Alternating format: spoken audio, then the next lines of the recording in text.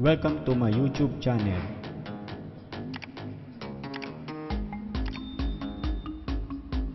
Tabi ko lang to. Yan. So yan, pwede yan. Ayan, ganyan po siya. Parang pinaka-remote po niya. So click natin yung home. Yan po. Ang unang step natin ay ganito muna. So punta muna tayo sa setting ng ating phone. Ayan po, setting. So yan po. So bali, sundan po natin. So bali, hanapin na po natin yung about phone. Tapos dito naman po sa software information. Click natin yan. Tapos ito naman po yung belt number. So gagawin po natin dyan ay kailangan po natin ng 5 beses na pindot. Ayan po, ganito po siya. 1, 2, 3, 4, 5.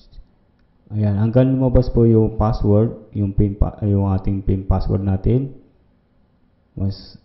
Ayan po. Okay. Ibig sabihin, naka-enable na po yung ating i-back natin, back natin yung, ayan, yung developer option. I-click natin yan. Okay.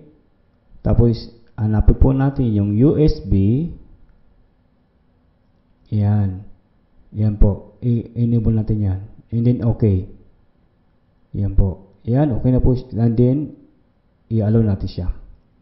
Ayan, okay na po siya. So ganyan po siya. So bali, ang gagawin natin ay punta lang tayo dito.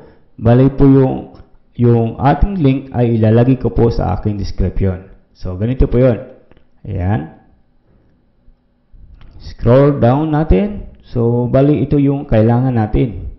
So ang version niya po ngayon ay 2.3.1. Yan po. So ang kinagandang po nito ay may kasama na po siyang audio. Yan. Okay. Yan po, pwede po nyo basahin. Andito po, yan po. Okay, yung bali ang kailangan natin ngayon, yung installer. So gawin natin, punta na tayo sa pinaka new release ng version ng ating kailangan natin. Gaya nito. So, ang gawin natin, okay, yung nasa bandang kanan po siya. Ayan po. Click natin yan.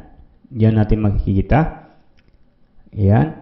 Once na na-click na po, scroll down natin. So, bali po, ang pipili natin dyan ay yung Win64. Ayan po. Once na na-click natin, automatic po siyang download. Mas na okay na, punta naman tayo sa kabila. Yung pangalawang file na kailangan natin. Ngayon po, ito na po yung scroll down natin. Bali, ito na po yung ating kailangan, yung pangalawang file. Ayan po. So, dito, pwede nyo rin basahin. Ayan. Ito yung kanyang, ayan po. So, gawin natin, ganun din. Download natin yung bagong version niya. So, nasa bandang kanan din. Click natin yan. Okay. Ngayon po, ang pipiliin natin dyan, yung mismong PYQT5 times 64. Yan po. So, i-click natin yan para ma-download po siya. Ayan. Okay na. So, gawin natin, punta po tayo sa File, Folder, Download. Andiyan po siya. So, dito, ilalabas natin. Yan. Yan, ilabas natin siya. Yan. Once na ilabas, i-open natin yung file.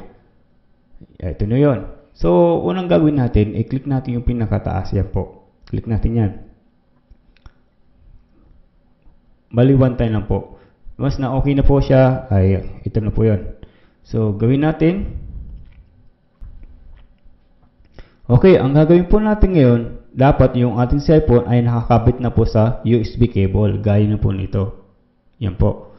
So, once na na-click po, naikabit na, ay ito po yung lalabas. Kailangan po natin i-allow. Okay?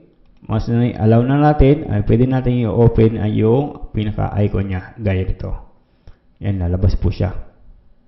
So, yan. Yan, ang-display na po yung ating cellphone to laptop. Yan. Ganyan po siya. So, close natin. Baba. Ano natin to. Yan. So, yung ano naman, yan. Pwede po siya i-control. Gaya nito. Yan. Yan po. So, yung pangalawang file naman, ang kinaganda na yun ay pwede po mag-record yung galing sa cellphone. So, gawin natin, ito, i-copy natin to or i-drag natin sa loob ng folder. Gaya nito. Ay, drop natin. Yan. Drop natin dito sa loob. Once na okay na, i-open natin siya. Okay. Yan. So, click natin yung more info and then run anyway. Yan po. Ganyan po siya. Pag, ibig sabihin wala po yung file niya, yung server. So, gawin natin, hanapin natin yung server. Yan, yung server na, ayan po, ito yung server. Click natin yan, and then open. Yan. Yan, i-open natin. Yan, nag-work na po siya. So, dito, ito na po yun. So, dito, pwede nating baguhin, gaya nito. Pwedeng yung bitrate, yan, hanggang 16. Pwede nating baguhin ito, yan. Yan, ganyan. Nasa inyo po yan.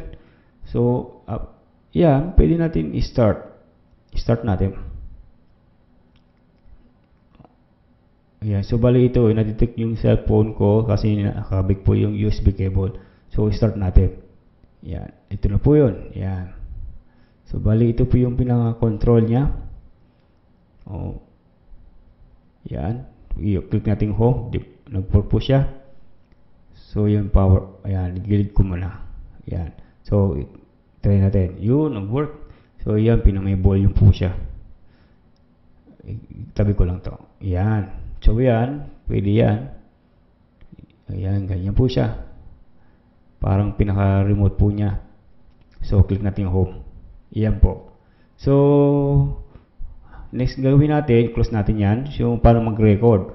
So, ang pag-record dito ay ganito. So, click natin yung dito po siya pupunta yung file na yung ating record. So gawin natin, click natin yan. Once na click na natin yan ng record and then start ulit natin, yan po, magre-record na po yan.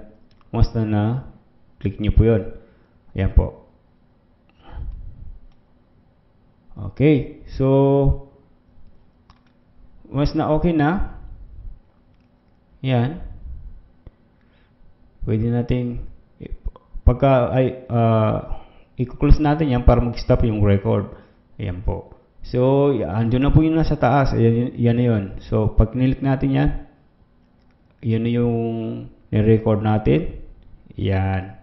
So, ganyan po siya, guys. Sana magustuhan nyo po ang aking video. Kung paki-like naman o paki-subscribe para sa bagong aking mga video. Salamat po sa Diyos.